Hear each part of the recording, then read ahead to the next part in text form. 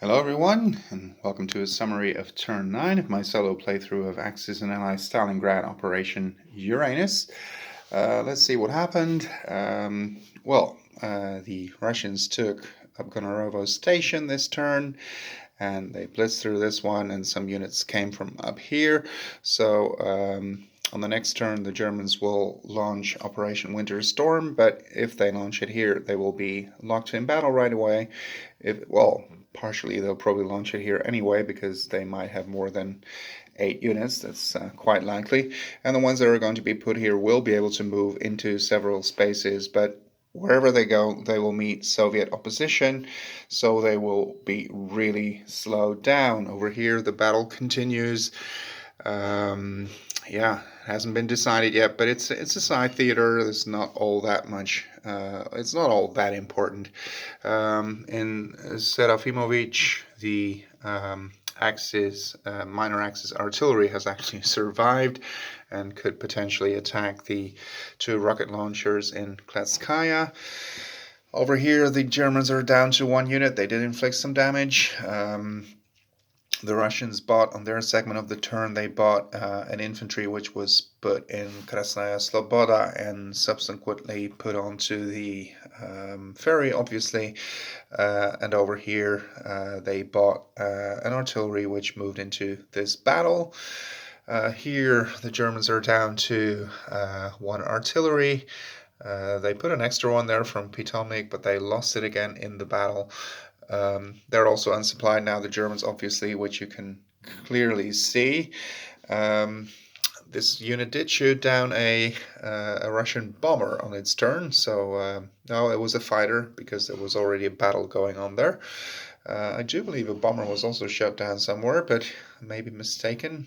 I don't quite recall where that happened then, but may have happened. Over here, I think this is quite a unique situation. Both the Germans and the Russians are unsupplied in Stalingrad. This area is Russian, but Pitomnik is not, so they can trace into the city, and this one is German, so the Russians can trace into the city from there.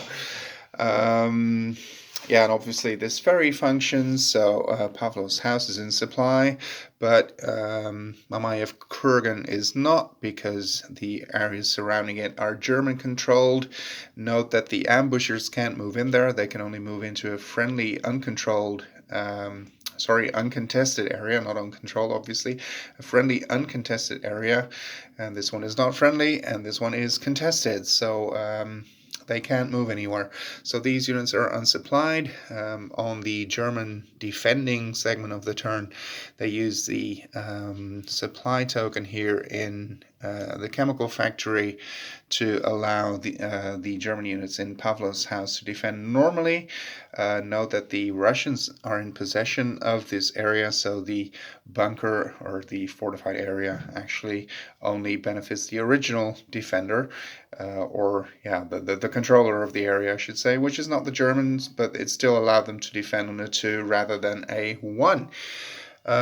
Over here, the Germans are also down to 2 units. The Russians suffered some casualties there as well, but not too many. The Russians used up a supply token of theirs, and these 2 units moved down, and the ambusher also took out 1 German infantry.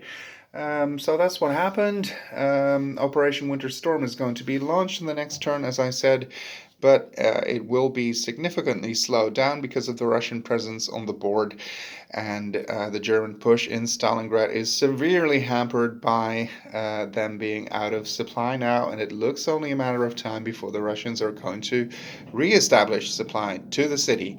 So let's see what the next turn is going to bring. So thank you for watching, and see you on the next